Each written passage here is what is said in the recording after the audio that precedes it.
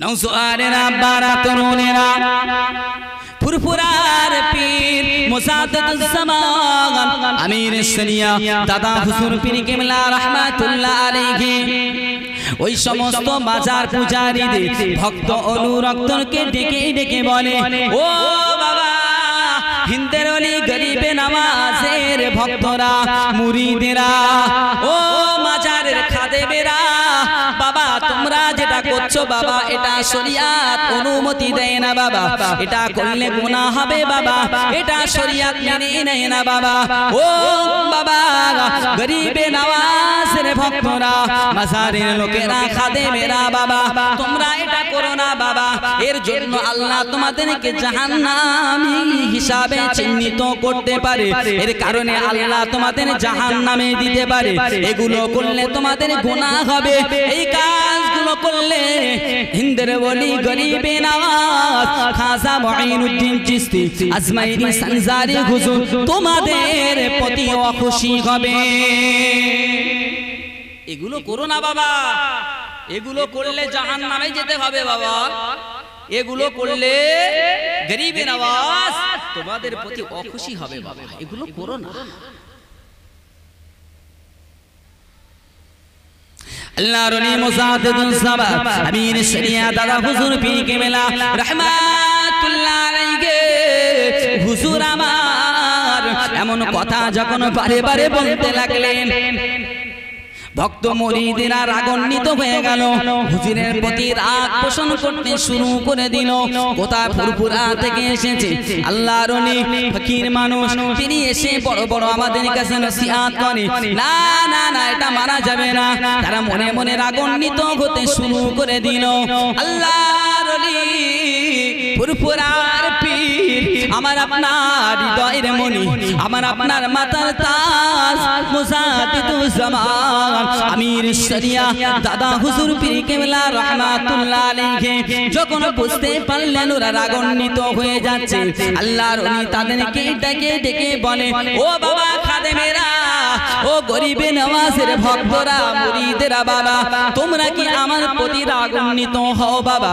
এটা তো আমার কথা নয়, আমি ফুরফুরার পীর আবু বকর, আমি ফুরফুরার পীর আবু বকর, এটা তো আমার কথা নয়, এ কথা তো গরিবে নওয়াজের কথা। আর একটু জোরে হবে না সুবহানাল্লাহ। কারোর ব্যবসায় যদি থাবা মারা হয় সে ভালো নজরে দেখবে না খারাপ নজরে দেখবে? খারাপ নজরে দেখবে তো, কষ্ট লাগবে, কারণ ফকটিয়া মাল ভোগ করছে, খাচ্ছে, বিনা শ্রমে বিনা কষ্টে একটু তবলা বাজিয়ে দিচ্ছে, মানুষ টাকা ফেলছে, সেটা নিয়ে জীবন যাপন করছে, বিল্ডিং বালাখানা গাড়ি বাড়ি সব করছে। এখন যদি ওখানে গিয়ে কেউ বলে মশলা দেয়, রাগ হবে না? রাগ হবে না? তো মশলা যখন দিয়েছে তখন রেগে গেছে, রাগান্বিত হয়ে গেছে যে আমাদের ব্যবসা ভাটা পড়ে যাবে। মুসাদ্দাদুজ্জামান বললে, বাবা তোমরা রেগে যাচ্ছ, বাবা রাগ করছো, এই কথা তো আমার কথা, হিন্দের ওলি গরিবে নওয়াজের কথা, আমি আবু বকর কেন বললেন? হিন্দের ওলি গরিবে নওয়াজের কথা কেমন হতে পারে বাবা? তোমরা দেখতে চাও? নওজোয়ানেরা তরুণেরা বারা, ও সোনার মানিকেরা, মুসাদ্দাদুজ্জামান আমির শরিয়া দাদা হুজুর পীর কিবলা রাহমাতুল্লাহ আলাইহি মুরিদদেরকে ডেকে বলে, ওই খাদেমদেরকে ডেকে বলে, ও বাবা গরিবে নওয়াজের ভক্তরা, মুরিদেরা, খাদেমেরা, আমি আবু বকর তোমাদেরকে বললাম বাবা তোমাদের বিশ্বাস হচ্ছে না, কথাটা মানতে বড় কষ্ট হচ্ছে বাবা, আমার উপরে তোমরা রাগান্বিত হয়ে যাও বাবা। ও গরিবে নওয়াজের খাদেমেরা, বাবা আমি যে কথাটা বললাম বাবা, এই কথাটা যদি গরিবে নওয়াজ বলে তাহলে কি তোমরা মেনে নেবে? আর একটু জোরে হবে না? ও নওজোয়ানেরা বারা, নবী পাকের উম্মত উম্মাতানিরা আমার আম্মা জান ও বোনেরা আল্লাহর ওলি যখন এমন কথাটা বললেন খাদেমরা বলতে থাকে কেমন পীর আমরা তো একটু পরীক্ষা তো করতেই পারি ভাড়ে কি আছে না আছে আমরা পরীক্ষা করতে দোষ কি আমরা দেখলে সমস্যা কোথায় ওই সময় মুজাদ্দিদুজ জামানকে বলতে লাগে ঠিক আছে যদি কিন্দের ওলি গরিবে নওয়াজ কথাটা বলে আমরা মেনে নেব আমাদের কোনো সমস্যা নাই আল্লাহর ওলি ফুরফুরার পীর আমার আপনার পীর মুজাদ্দিদুজ জামান আলা হযরত দাদা হুজুর পীর কিবলা রাহমাতুল্লাহ আলাইহি মুরিদদেরকে বলতে লাগলেন ভক্তদেরকে বলতে লাগলেন ও বাবা গরিবে নওয়াজের ভক্তরা খাদেমেরা বাবা আমার সঙ্গে চলে আসো বাবা আমার সঙ্গে চলে আসো বাবা আমার সঙ্গে তোমরা চলে আসো আল্লাহর ওলি মুজাদ্দিদুজ জামান ওদেরকে সঙ্গে নিয়ে মাজারের একটা পাশে গিয়ে বসলেন মাজারের একটা পাশে একটা জায়গায় গিয়ে বসলেন ওদেরকে বললেন বাবা আমার পিছনে তোমরা বসে যাও আমার পিছনে তোমরা বসে যাও বাবা আমার পিছনে বসে যাও বাবা আল্লাহর ওলি মুজাদ্দিদুজ জামান কুতুবুল আলাম আমির সানিয়া দাদা হুজুর পীর কিবলা রাহমাতুল্লাহ আলাইহি কাশফের মাধ্যম দিয়ে আল্লাহর ওলি হিন্দের ওলি গরিবে নওয়াজ খাজা মঈনুদ্দিন চিশতি আজমিরি সঞ্জারি হুজুরের সঙ্গে ওই মাজারের খাদেমদের সঙ্গে সাক্ষাৎ করিয়ে দিলে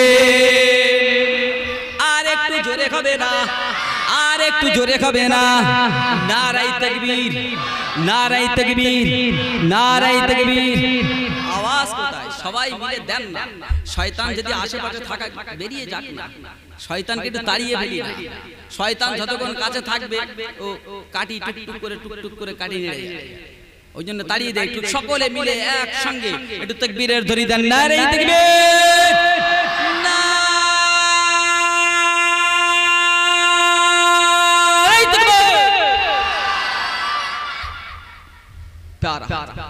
আল্লাহর ওলি যখন মুরিদদের ভক্তদের সঙ্গে সাক্ষাৎ করিয়ে দিলেন নওজওয়ানের আব্বারা ও সোনার মানিকেরা ও জনাইঘাট পুকুরে গ্রামের নবীর উম্মতেরা আল্লাহ বান্দা বান্দিরা আল্লাহর ওলি মুজাদ্দিদুজ জামান আল্লাহ পাক কতটা মর্তবা দিয়েছিলেন কতটা ক্ষমতা আল্লাহ পাক দিয়েছিলেন আমরা কেন তাকে ভালোবাসি কেন তাকে ভালোবাসবো মহব্বত করব এই কারণে কথাগুলো আপনাদেরকে একটু শুনিয়ে গেলাম ও আমার আব্বা জানেরা এখন আল্লাহর ওলি হিন্দের ওলি গরিবে নওয়াজ খাজা মঈনুদ্দিন চিশতি আজমিরি সঞ্জারি হুজুরের সঙ্গে সাক্ষাৎ করিয়ে দিল বাবা ওই সময় হিন্দের ওলি গরিবে নওয়াজ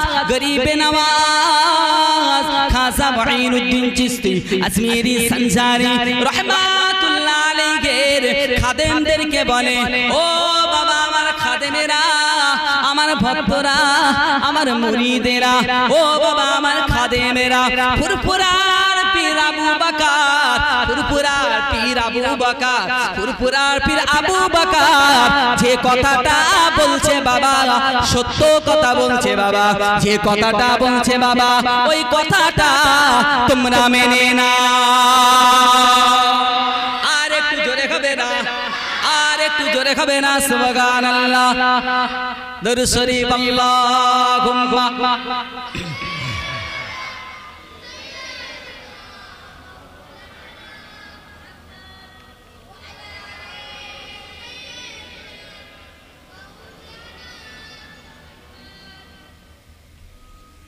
ওগো নবীজি বেশেছি ভালো আমি তোমারে ওগো নবীজি বেশেছি ভালো আমি তোমারে ওগো নবীজি বেশেছি ভালো আমি তোমারে দাও না দেখা তুমি স্বপ্ন মাঝে দাও না দেখা তুমি স্বপ্ন মাঝে একবার এসে তুমি আমাদের ওগো নবীজি বেশেছি ভালো মোরা তোমাকে ওগো নবীজি বেশেছি ভালো মোরা তোমাকে দাও না দেখা তুমি দাও না দেখা তুমি আমারে ওগো নবীজি বেশেছি ভালো আমি তোমারে তুমি এসেছিলে যবে চাঁদ সিতারা খুশিতে হয়েছিল আত্মহারা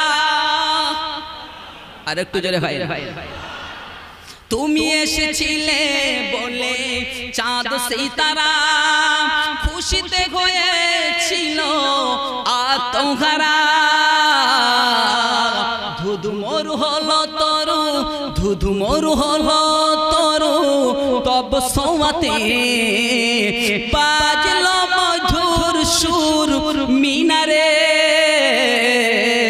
ওগো নবীজি বেশেছি ভালো আমি তোমারে ওগো নবীজি বেশেছি ভালো মোরা তোমারে ওগো নবীজি বেশেছি ভালো মোরা তোমারে দাও না দেখা তুমি স্বপ্ন মাঝে স্বপ্নে নবীর দেখার ইচ্ছা আছে না নেই একটু হাত তোলেন দেখি কার কার আছে একটু হাত তোলেন যারা হাত তুলছেন নাকি ইচ্ছা নেই মানে নবীকে দেখা স্বপ্নে ইচ্ছা হয় না যে নবীকে একবার দেখবো ইচ্ছা আসলে বুঝতে পারছে না নবীকে আল্লাহ পাক কবুল করেন আল্লাহ আল্লাহ আল্লাহ কবুল করেন কবি লিখছেন কি স্বপ্নের মধ্যে হলেও যেন নবীকে একবার পাই তাই লিখছেন দাও না দেখা তুমি স্বপ্ন মাঝে একবার এসে তুমি আমাদের ওগো নবীজি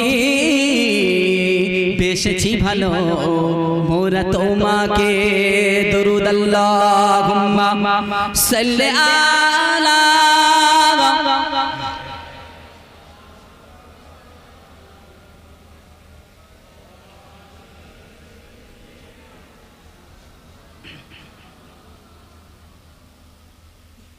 প্যারা হাজিরি মুজাদ্দিদুল জামান আলা হযরত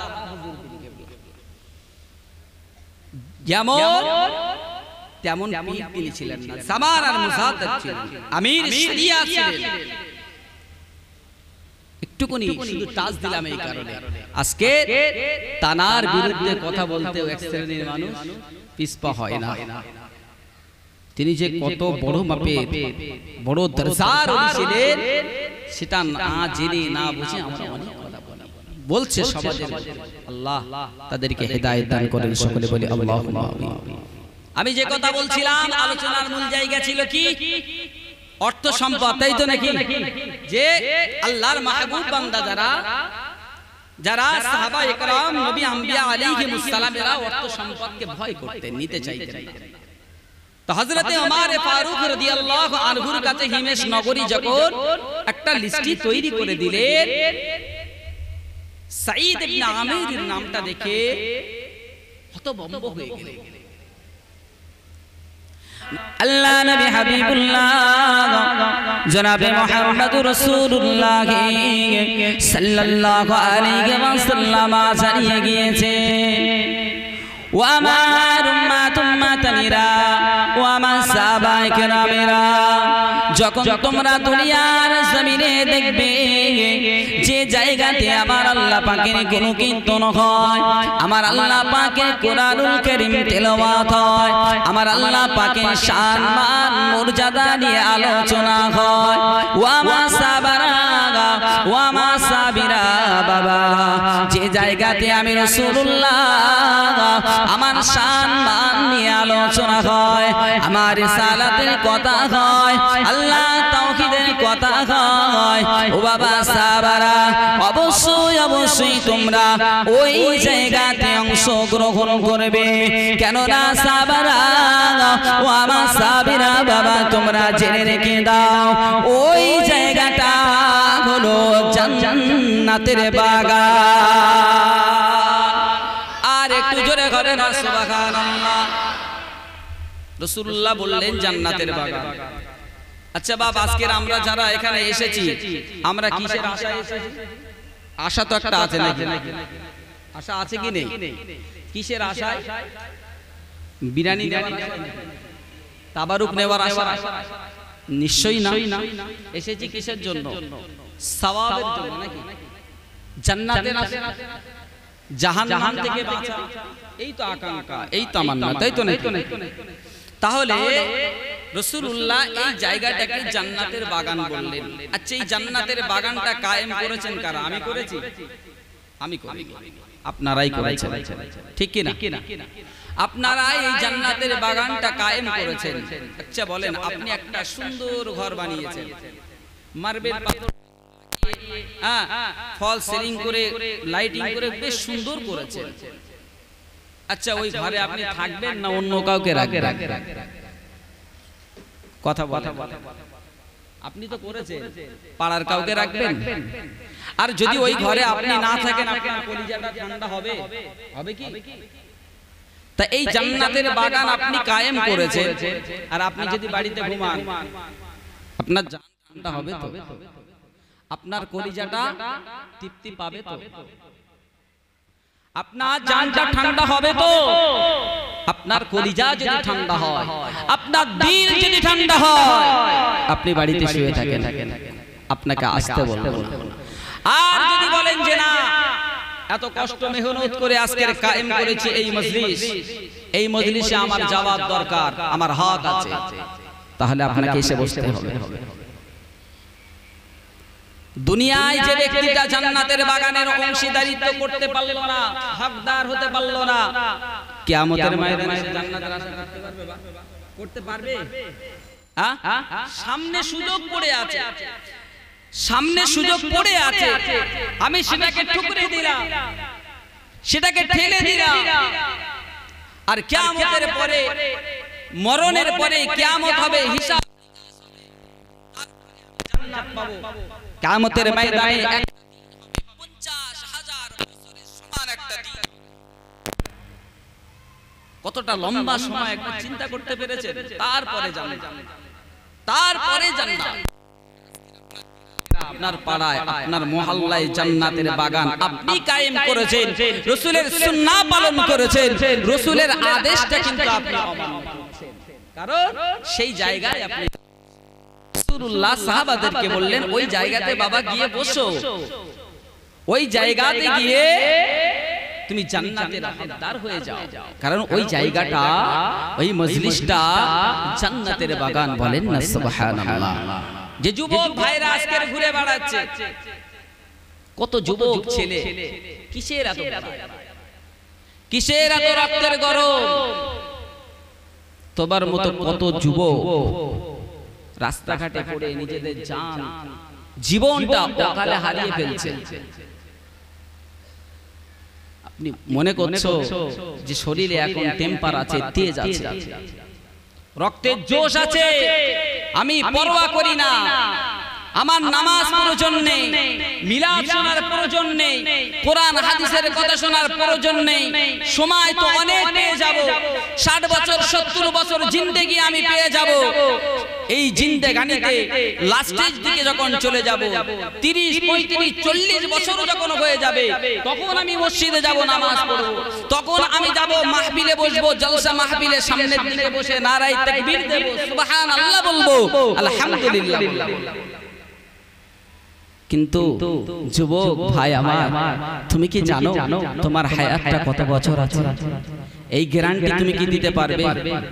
এই গ্যারান্টি কার্ড কি তোমার কাছে আছে? শোনা, যদি তোমার কাছে থেকে থাকে কোনো সমস্যা নেই, তুমি বেলাগাম বেপরোয়া ঘোরাফেরা করো, কোনো সমস্যা নেই। আর যদি এই গ্যারান্টি কার্ড তোমার কাছে না থাকে, তাহলে সাবধান হয়ে যাও, তাহলে হুঁশিয়ার হয়ে যাও। তরুণ যুবকেরা আব্বারা ও সোনার মানিকেরা আমার আল্লাহ পাক রব্বুল আলামিন কোরআনুল কারীমে তো বলেছেন বিসমিল্লাহির রহমানির রহিম কুল্লু নাফসিন যায়িকাতুল মাউত।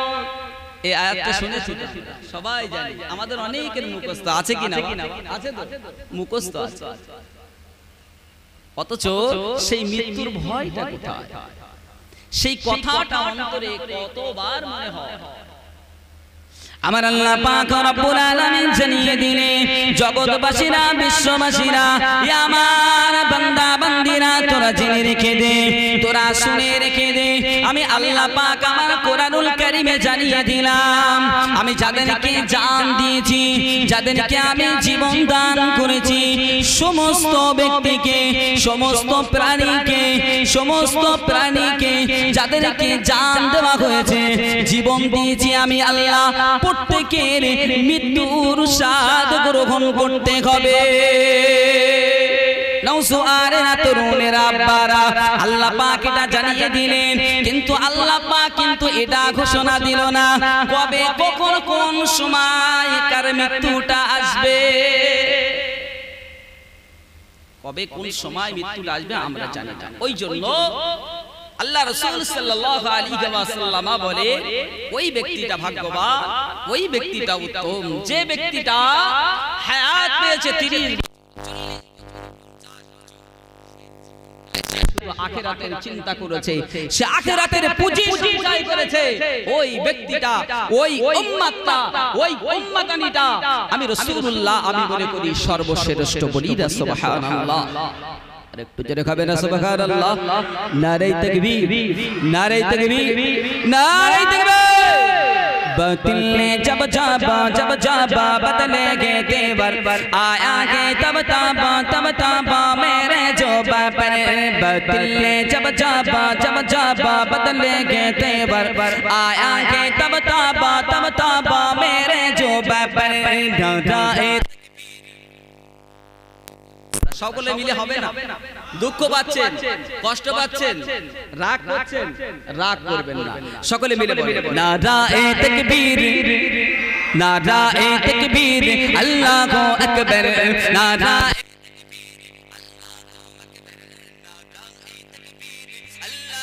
আকবার, নারায়ে তাকবীর, নারায়ে তাকবীর, नाराए तकबीर। प्यारे नबी ने जीना सिखाया, बखुदा इंसान का हमको बनाया। प्यारे नबी ने जीना सिखाया, बखुदा इंसान का हमको बनाया।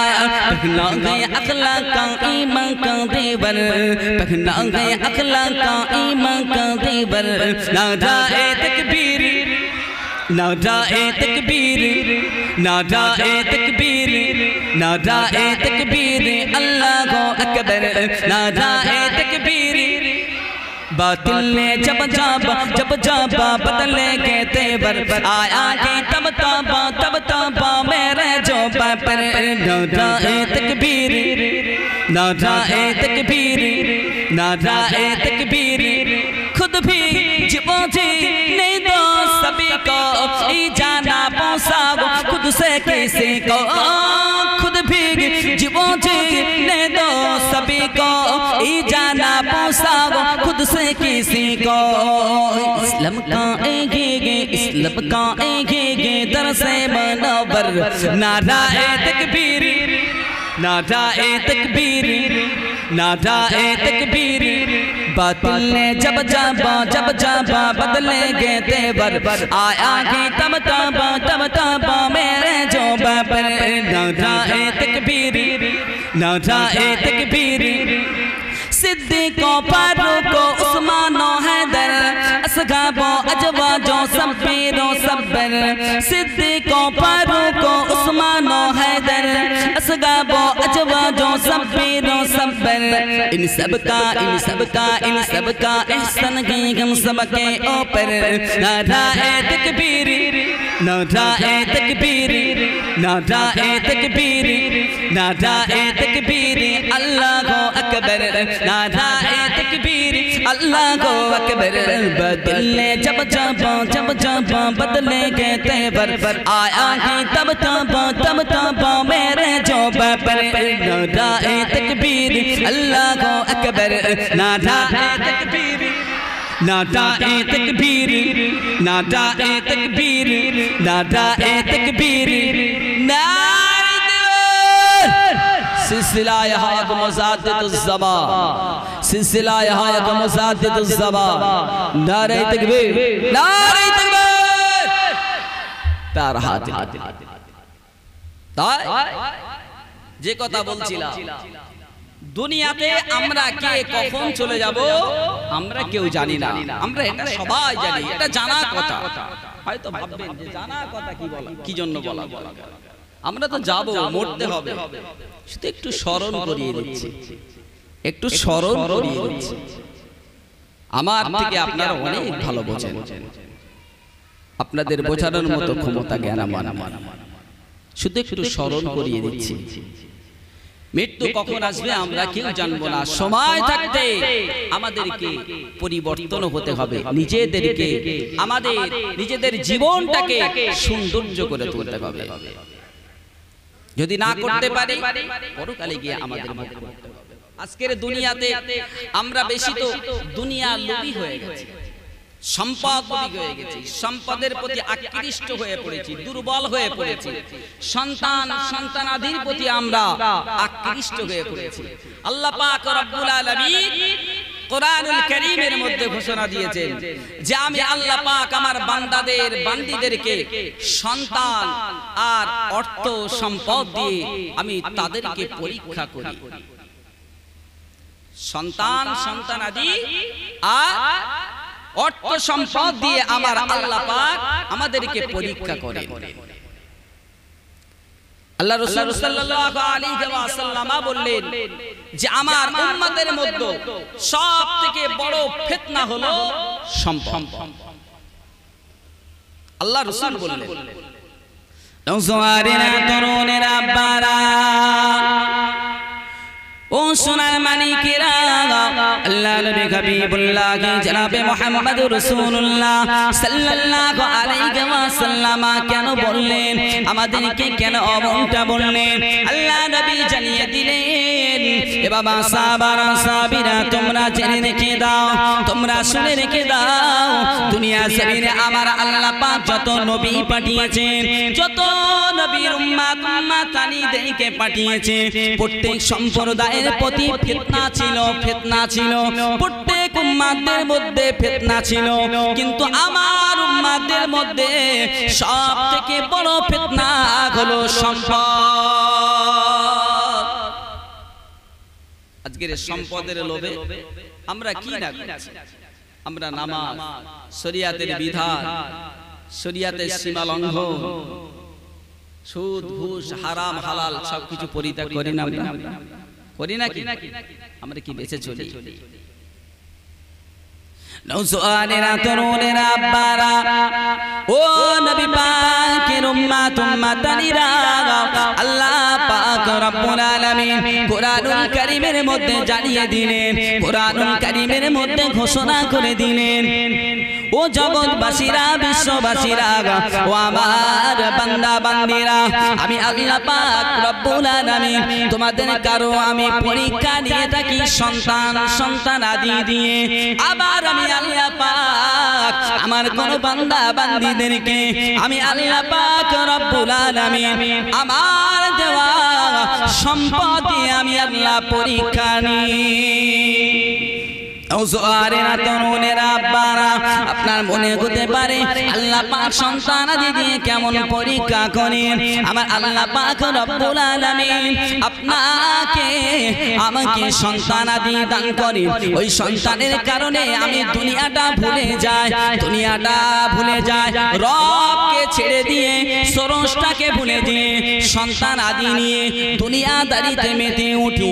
সন্তানকে আমরা সুশিক্ষা দান করতে পারি না, সন্তানকে আমরা আল্লাহ পাককে চেনাতে পারি না, সন্তানকে রাসূলের রিসালাত আমরা বোঝাতে পারি না।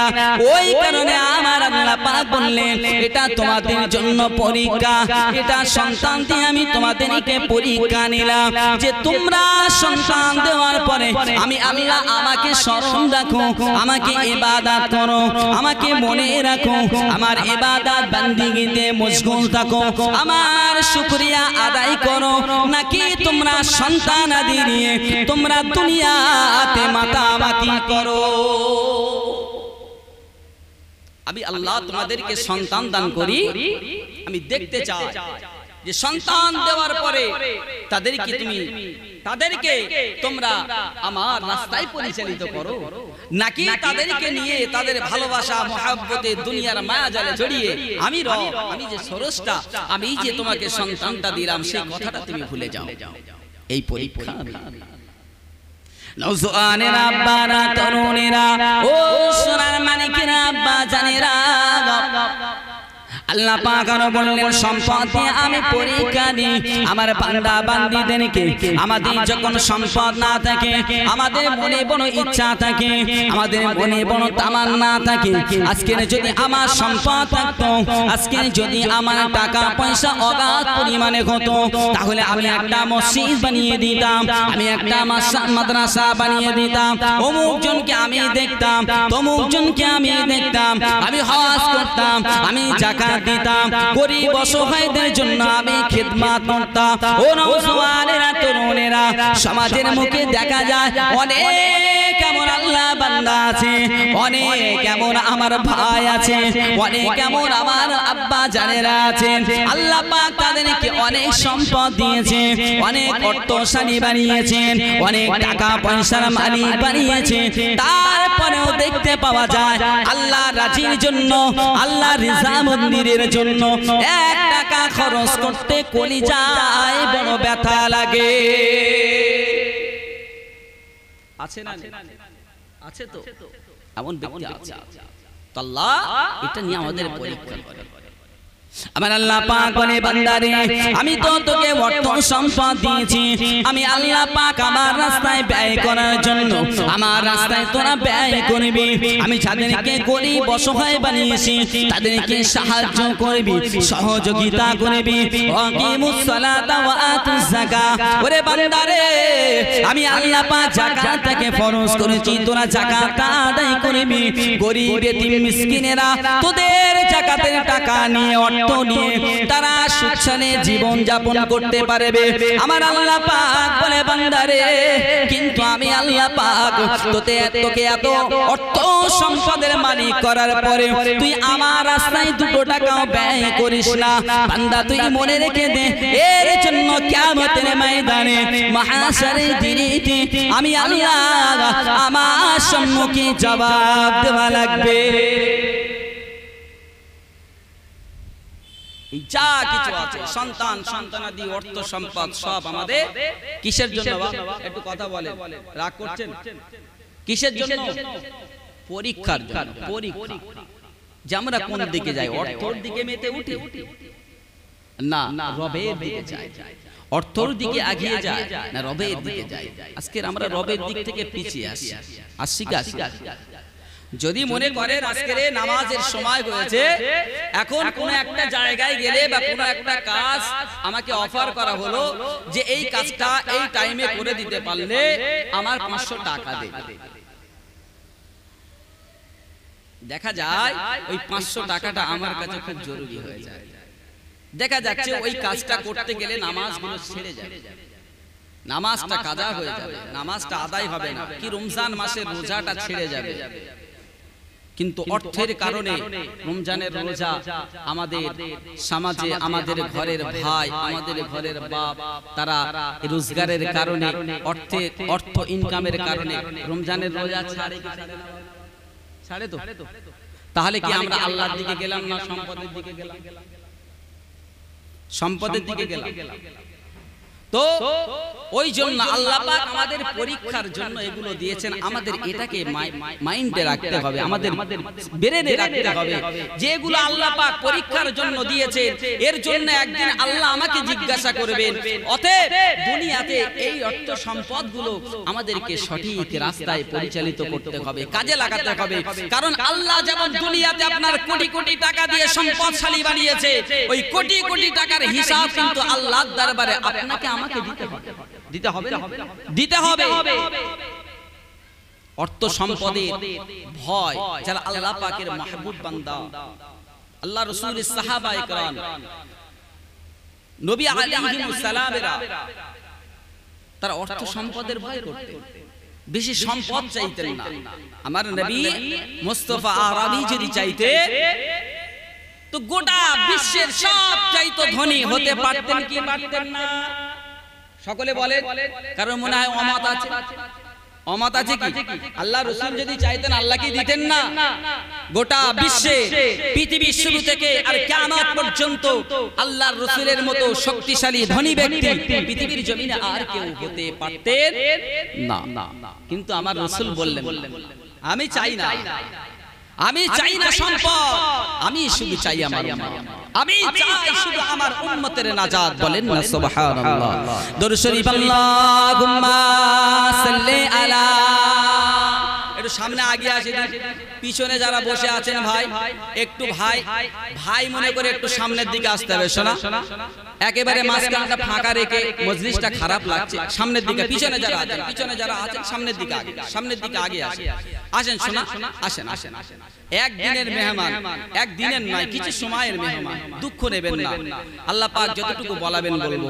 একটু সামনের দিকে, এই জায়গাটা গ্যাপ আছে, একটু সামনের দিকে সরে আসেন, দেখতে ভালো লাগবে, সুন্দর লাগবে, একটু আসেন, সামনের দিকে সরে আসেন। দরুদ শরীফ আল্লাহুম্মা সাল্লি আলা মাওলানা মুহাম্মদ ওয়া আলা আলি সাইয়্যিদিনা। প্যারা হাত,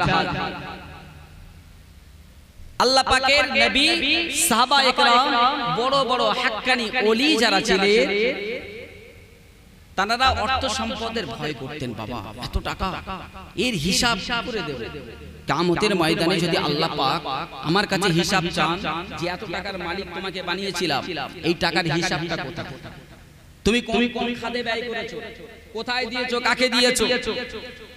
শরিয়াতের জন্য ব্যয় করেছো, পরিবারের জন্য ব্যয় করেছো, না অন্য কোন হারাম কাজে ব্যয় করেছো?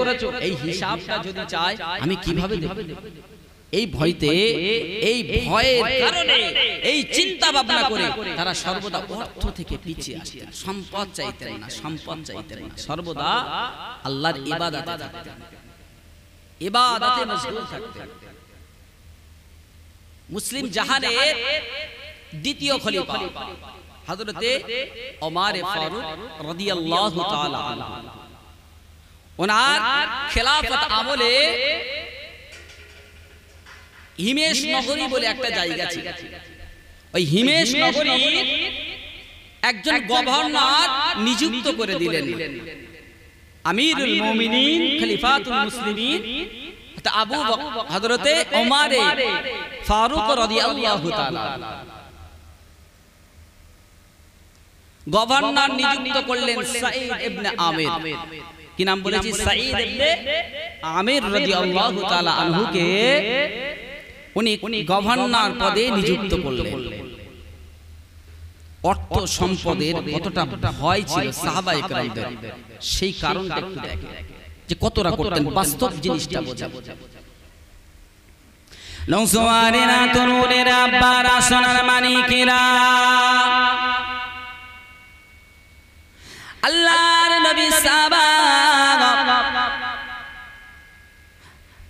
মুসলিম জাহানের দ্বিতীয় খলিফা, আমিরুল মুমিনিন খলিফাতুল মুসলিমিন হযরতে ওমর ফারুক রাদিয়াল্লাহু তাআলা আনহু খেলাফত আমলে হিমেশ নগরীর গভর্নর পদে নিযুক্ত করলেন। আল্লাহ নবী সাহাবা যার নাম ছিল সাঈদ ইবনে আমির। সাঈদ ইবনে আমির একটা হযরতে আমিরুল মুমিনিন খলিফাতুল মুসলিমিন হযরতে ওমর ফারুক রাদিয়াল্লাহু তাআলা আনহুর দরবারে হিমেশ নগরীর কিছু ব্যক্তি, কিছু দল বল, কিছু লোক, কিছু জনসংখ্যা হযরতে ওমর ফারুক রাদিয়াল্লাহু তাআলা আনহুর কাছে হাজির হয়েছে।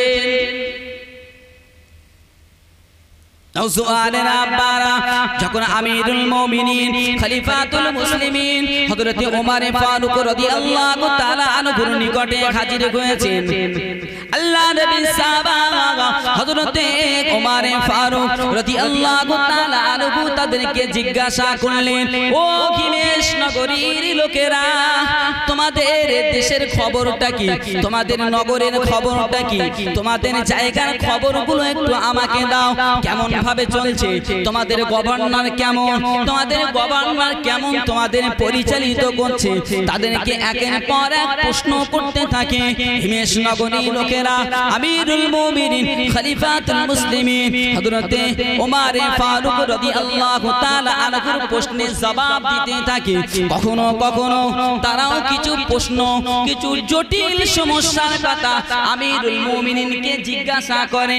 আল্লাহ নবী সাহাবা হযরতে ওমর ফারুক রাদিয়াল্লাহু তাআলা আনহু তাদেরকে সুষ্ঠুভাবে, শান্তভাবে তাদেরকে বুঝিয়ে দিলেন, তাদেরকে উত্তরগুলো বুঝিয়ে দিলেন। এমন সময় দেখতে পাওয়া যায় আল্লাহর নবী সাহাবা হযরতে আমিরুল মুমিনিন খলিফাতুল মুসলিমিন হযরতে ওমর ফারুক রাদিয়াল্লাহু তাআলা আনহু হিমেশ নগরীদেরকে বলতে লাগে, ও বাবা হিমেশ নগরীর লোকেরা, বাবা আমি ওমর ফারুক, আমি তোমাদের হিমেশ নগরীর কিছু গরিব দুস্থ অসহায় ব্যক্তিদের বাইতুল মাল থেকে আমি কিছু সহযোগিতা করতে চাই, আমি কিছু সাহায্য করতে চাই। তোমরা একটা লিস্টি তৈরি করো, একটা নামের লিস্টি বানাও। ওই লিস্টি অনুযায়ী আমি আমিরুল মুমিনিন খলিফাতুল মুসলিমিন, আমি ওমর, আমি তাদেরকে বাইতুল মাল থেকে আমি সাহায্য করব। একটা লিস্টি তৈরি করি, যারা দুস্থ অসহায় গরিব, যাদের সংসারটা চলে না, খুব দুঃখের সহিত যায়। আমি যেহেতু রাষ্ট্রনায়ক, আমার তো দায়িত্ব রয়েছে, তারা কি করছে, কি খাচ্ছে না খাচ্ছে, তাদের কি অভাব, তাদের কি দুঃখ বেদনা, আমার তো দেখার দায়িত্ব। তোমরা একটা লিস্টি তৈরি করে আমার কাছে দাও। আমি ওমর, আমি তাদেরকে, আমি আমার কোষাগার থেকে আমি তাদেরকে অর্থ সম্পদ সাহায্য করব। নওজোয়ানেরা, তরুণেরা, আব্বারা, সোনার মানিকেরা, আল্লাহর নবীর সাহাবা হযরতে আমিরুল মুমিনিন হযরত ওমর ফারুক রাদিয়াল্লাহু তাআলা আনহু যখন লিস্টিটা চাইলেন, হিমেশ নগরীর লোকেরা একটা লিস্টি তৈরি করলো, একটা লিস্টি বানিয়ে ফেললো, একটা লিস্টি বানিয়ে ওই লিস্টিটা আমিরুল মুমিনিন খলিফাতুল মুসলিমিন হযরতে ওমর রাদিয়াল্লাহু তাআলা আনহুর হাতে ধরিয়ে দিলেন। আমিরুল মুমিনিন খলিফাতুল মুসলিমিন হযরতে ওমর ফারুক রাদিয়াল্লাহু তাআলা আনহু লিস্টিটা হাতে নিলেন। নামগুলো দেখতে লাগলেন, নামগুলো দেখতে লাগলেন, নামগুলো দেখতে দেখতে এমন সময় ওই লিস্টির মধ্যে একটা নাম উনি পড়লেন, যে নাম হলো সাঈদ। কি নাম বললেন? সাঈদ। ওই সাঈদ নামটা যখন চোখ গেল, তখন উনি থমকে গেলেন, দাঁড়িয়ে গেলেন। কিতাবে এসে যিনি হতভম্ব হয়ে গেলেন। নওজোয়ানেরা, তরুণেরা, আব্বারা, সোনার মানিকেরা, আল্লাহ নবীর সাহাবা হযরতে ওমর ফারুক রাদিয়াল্লাহু তাআলা আনহু হিমেশ নগরীদেরকে জিজ্ঞাসা করে, ও বাবা হিমেশ নগরবাসীরা, ও বাবা হিমেশ নগরবাসীরা, এ সাঈদটা কেডা? এ সাঈদটাকে, এ সাঈদটা আবার কে? ও নওজোয়ানেরা, আব্বারা, ওই সময় হিমেশ নগরীর লোকেরা বলে, ও আমিরুল মুমিনিন খলিফাতুল মুসলিমিন, ও